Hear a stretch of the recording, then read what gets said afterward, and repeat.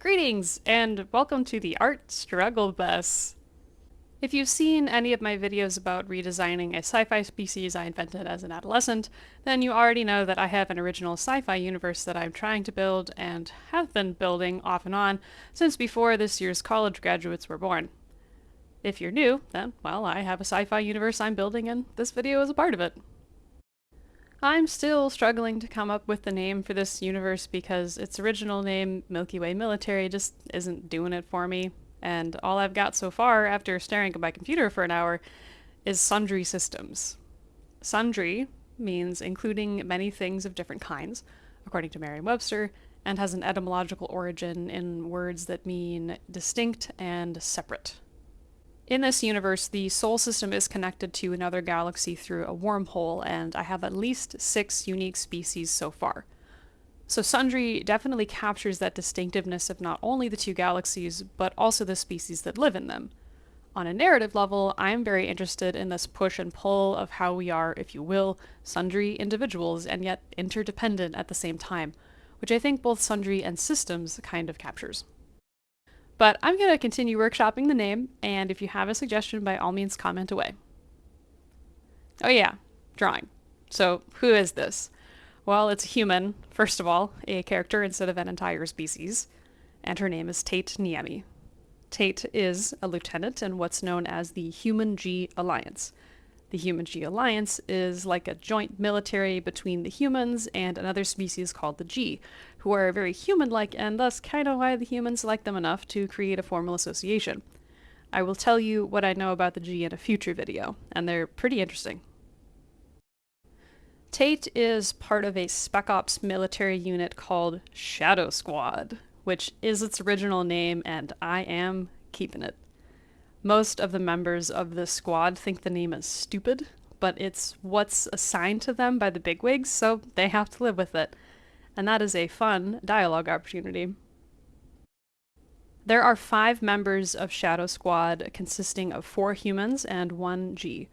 Tait is the leader of this squad, and I guess she's the protagonist. Well, she's like one of them. When I write, I like writing from multiple points of view, so there's really a cast of characters, not a single protagonist. Also, if I didn't say this already, which I don't think I have, I do have a lot of written stories in this universe, and have been trying to organize them into a larger narrative. Right now, I feel like I have enough ideas to do a trilogy of books, but we'll see about that. Anyway, did you know it's hard to draw human faces, especially consistently? Considering my first attempts as a kid looked like this, I've definitely improved, but this character sheet made me realize that it's probably time to revisit the basics and do some studies with references because I'm feeling kind of rusty. Because I do the art and the writing, I have been learning how to make comics recently, since it's a logical combination of those 2 skills, and that made me want to create character sheets for my characters so that it would be easier to draw them consistently. I had actually completed 2 entire character sheets prior to what you're seeing now, which might be hard to believe because of how janky this one seems, but I didn't record those sessions, so you get to watch me fighting to depict an imaginary person who's lived in my brain for a very long time. And it's challenging. I know that leaving in all the messy, fiddly work in this video is probably going to cost me, whatever viewership I have, if anyone is even still watching right now.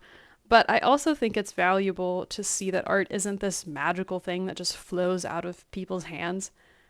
I don't know if I was born good at art or not, and even if I was, I have to put in effort just like everyone else.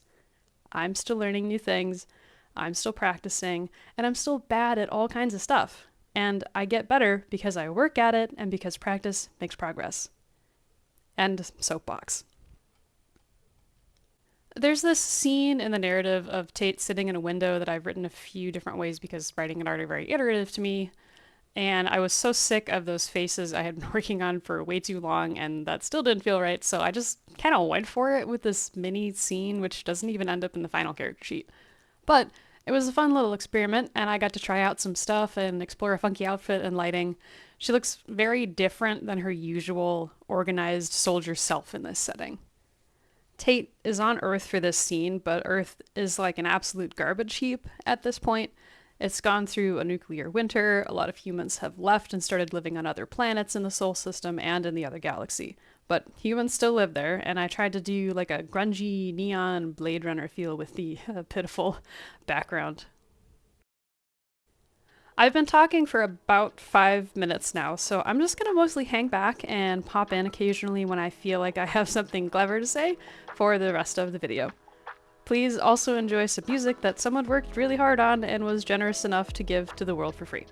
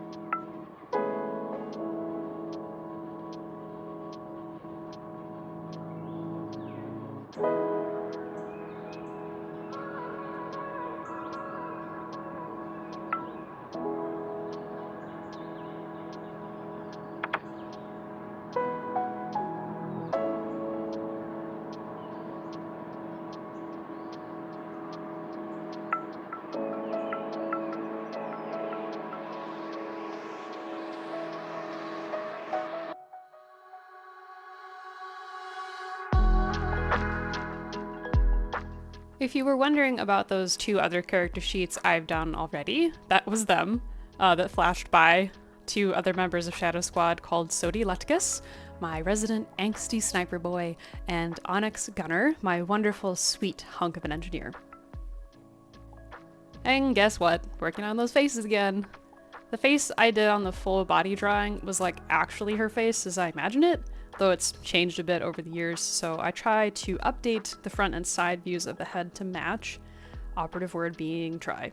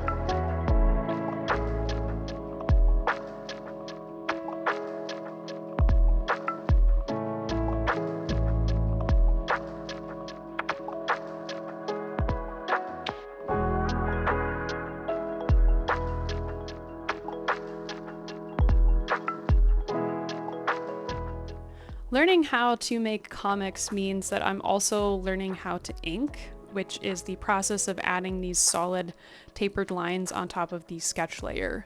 The lines don't have to be tapered, but I like how it looks when they are. I also like it when my inks are different line weights, aka different thicknesses.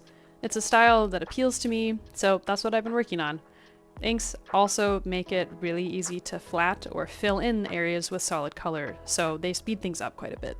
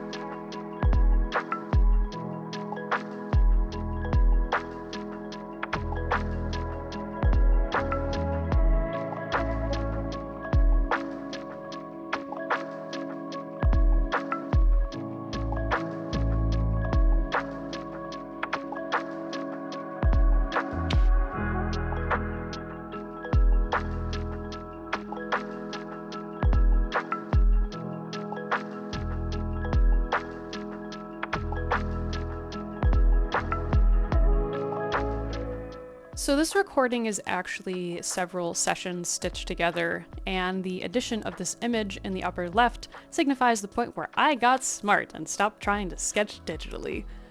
I don't know what it is about trying to sketch digitally that's so hard for me, but I'm just really bad at it, and I've kind of accepted that for now. I'm so much better with a pencil and a piece of paper. I'm not a digital or bust kind of person at all, and my tablet is screenless, so I'm trapped at my desk like the whole time, which kind of sucks after a while. It's really nice to draw on the couch or outside with good old-fashioned pencil and paper. And clearly I have an easier time generating ideas, so I'm not gonna feel bad about using all the tools in my toolbox.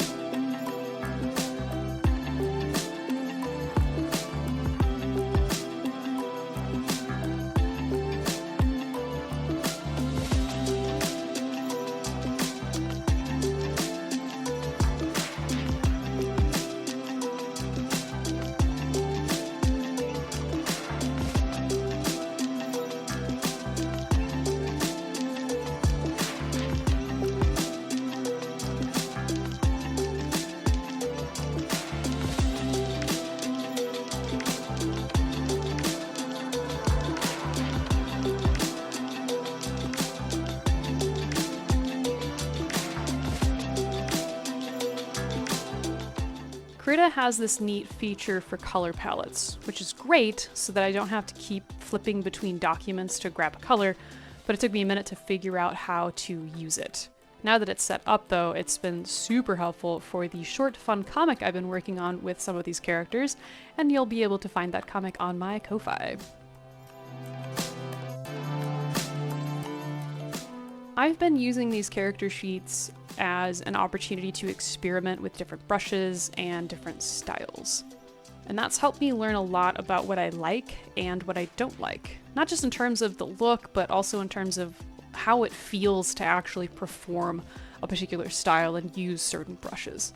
In the physical world, I love watercolor, but I have yet to find anything that remotely comes close to the experience of working with watercolor in the digital realm. But maybe I'll figure it out someday.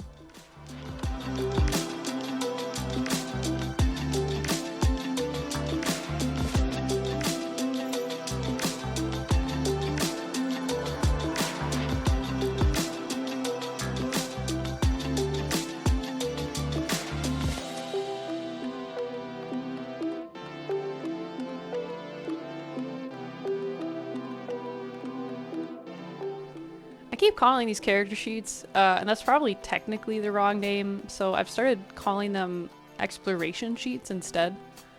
I like picturing the characters doing things, understanding their behavior, seeing how they interact with each other, and how they express themselves. And it's definitely important to nail down concrete details like the face and the clothing and the colors, but seeing the characters actually living their lives is what I find exciting, so that's what I put in my character sheets.